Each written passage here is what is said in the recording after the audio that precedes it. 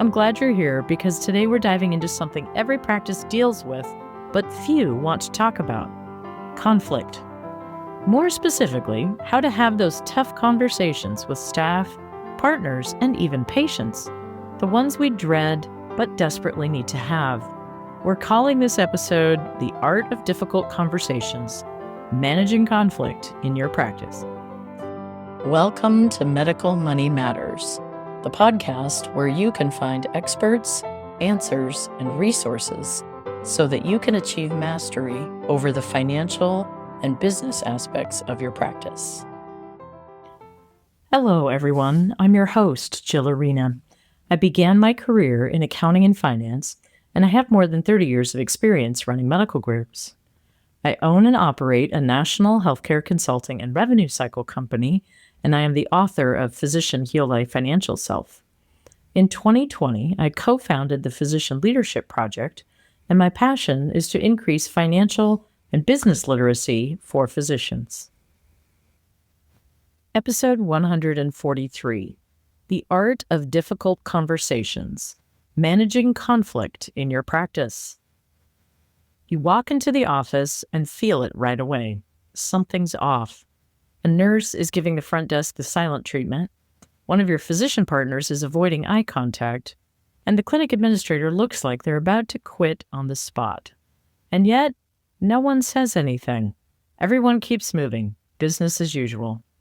Sound familiar? Welcome to Medical Money Matters, the podcast where we talk about the business side of medicine without losing sight of the people who make it work. I'm glad you're here because today we're diving into something every practice deals with, but few want to talk about: conflict. More specifically, how to have those tough conversations with staff, partners, and even patients, the ones we dread but desperately need to have. We're calling this episode The Art of Difficult Conversations: Managing Conflict in Your Practice. Let's be honest, most physicians didn't go into medicine because you love confrontation. In fact, many physicians are naturally conflict avoidant. It's not a flaw, it's a pattern. You were trained to diagnose, treat, and move forward. Efficiency is prized. Emotions, not so much. And for those of you who did get some communication training in school, great. That's progress. But for many, that just wasn't part of the curriculum. And yet, when you lead a medical group, when you're responsible for a team, or when you run your own practice, your ability to have hard conversations might be more critical to your success than your clinical acumen. Because whether it's a toxic teammate, a misaligned partner, or an unreasonably demanding patient, one thing holds true: you get what you tolerate. So let's get into it. Difficult conversations matter because avoidance costs more than we think. Left unaddressed, tension builds, communication breaks down, and morale erodes. Staff turnover increases, productivity drops, and worst of all, patient care suffers.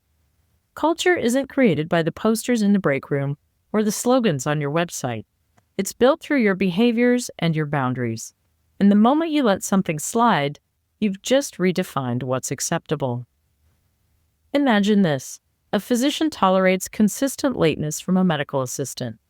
It's frustrating, but they don't want to seem harsh, so they say nothing. Other team members notice. Soon, punctuality no longer matters.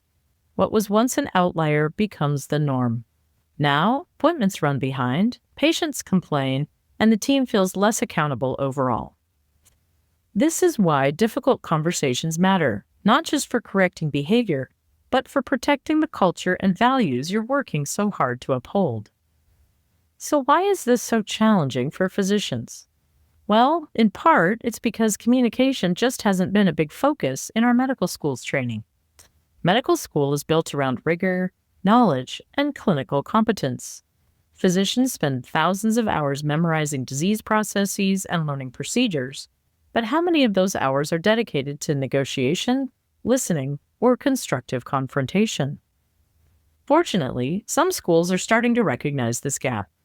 Team-based care, empathy modules, even simulation training for tough conversations are becoming more common. But the reality is, for many physicians who are already practicing, You were never explicitly taught how to do this. That leaves a lot of physicians feeling uncertain, or worse, emotionally hijacked when conflict arises. And then there's personality type. Physicians are often driven, perfectionistic, and self-reliant. That can make you incredibly effective clinicians, but sometimes less comfortable with vulnerability or perceived weakness. Add in a hierarchical system where conflict can feel like insubordination, and it's no wonder we avoid the hard stuff. But avoiding conflict doesn't mean it goes away.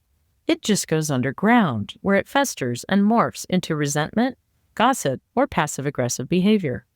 So if you recognize yourself in this pattern, you're not alone, and you're not stuck. Let's talk about what you can do. You're listening to Medical Money Matters, a weekly podcast brought to you by Healthy Practices, a healthcare consulting and revenue cycle company dedicated to keeping our clients independent. Please reach out if we can do anything at all to support your practice.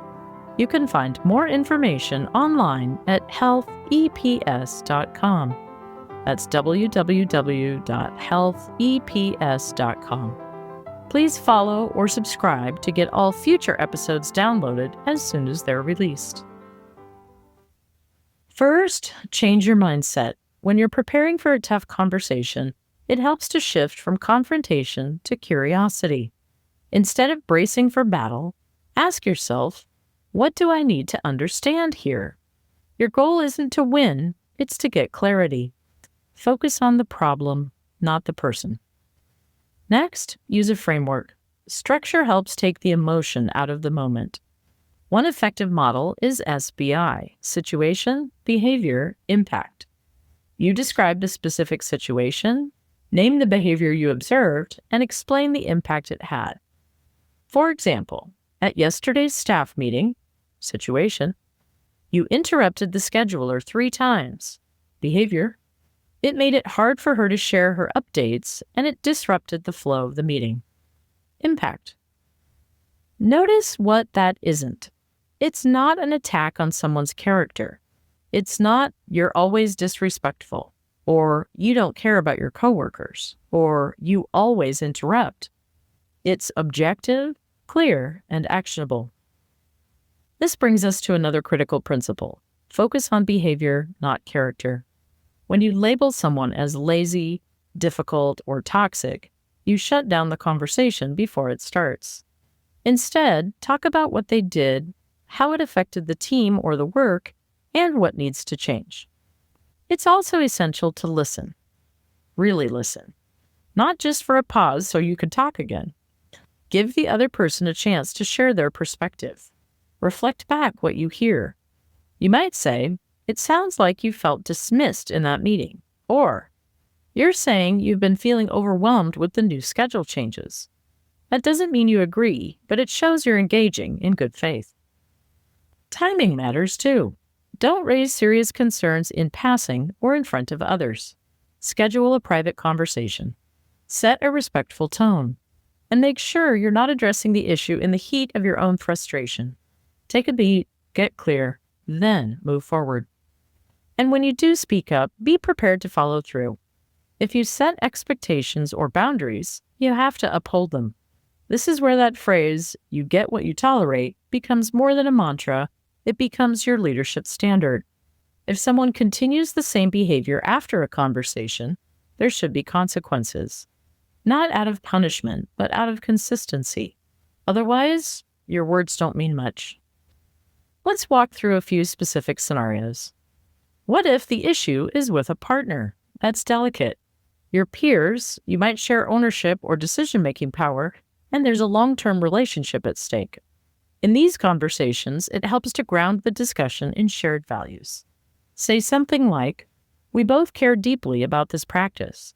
I want to talk about something that's been affecting our dynamic because I think it's impacting our success. Frame it as a problem-solving dialogue, not a blame session. With staff, the dynamic shifts a bit. You are in a leadership role, but that doesn't mean you need to be authoritarian. In fact, staff are more likely to respond when they feel respected. Be direct, but also express a desire to support their success. I've noticed some changes in your performance, and I want to make sure we're addressing any obstacles together. Then listen. Maybe they're overwhelmed. Maybe there's something personal going on. Maybe they're just disengaged. But you won't know unless you ask. And yes, sometimes the conversation is with a patient. Maybe they're making unrealistic demands. Maybe they're being disrespectful to your staff. These conversations are tricky because they touch on both service and safety. In these cases, use boundary language. I want to give you the best care possible, but in order to do that, we need to maintain a respectful environment. If behavior continues, it's okay to say, "This isn't working. We may need to consider transferring your care." Difficult? Yes. Necessary? Absolutely. The good news is this is a skill, and like any skill, it gets better with practice. If you've been avoiding a conversation, start small. Write out what you want to say ahead of time. Role play with a colleague or a coach. Reflect afterward on what went well and what you'd change. Over time, your confidence grows, and so does your impact as a leader. Remember, difficult conversations are not detours from your leadership work. They are the work. They're where trust is tested, where values are clarified, and where real progress begins. So here's my question to you as we close. What are you tolerating right now that you shouldn't be? Is there a staff issue you've been avoiding? A partner conversation you've put off? A patient boundary that's been crossed one too many times? Today might be the day to stop tolerating and start talking. Thanks for tuning in to Medical Money Matters.